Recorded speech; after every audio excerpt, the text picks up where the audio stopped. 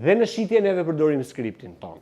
Çfarë do të thënë skript ton? Nuk po themi që neve do bëjmë robota, por duhet kemi një lloj orientimi se si ta prezantojmë produktin. Nëse unë dua ta prezantoj këtë gotën, atëherë mua menaxhere Majlinda më thot ti do ta prezantosh 1, 2, 3, 4, 5 gjëra. Dhe nuk mund të thosh dot kështu.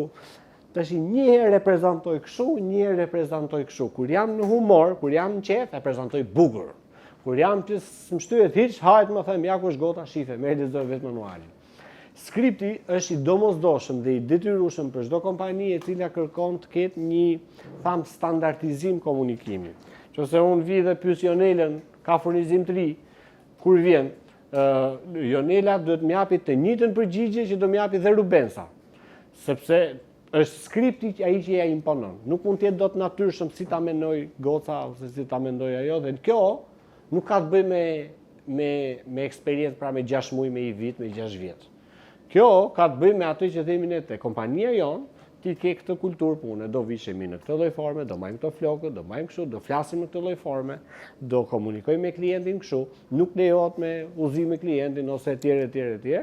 Dhe çdo gjë është e paracaktuar, si ai i filmit, paracaktuar. Ti e ke në skriptin tënd, në skenarin tënd se çfarë do thuash, se çfarë do flasësh.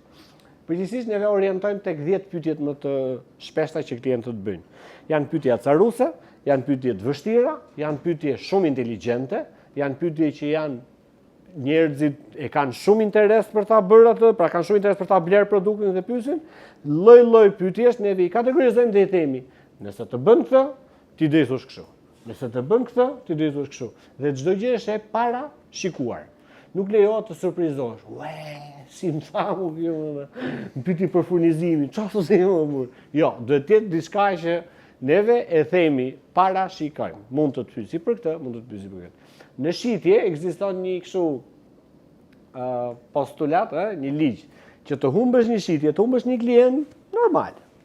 O e fito, o e humb, s'ke çaj më tash. Por që ta habitesh, thush, ua, si ma tha këtë, nuk lejohet. Okej? Prandaj është skripti dhe prandaj është menaxherët që na imponojnë këtë.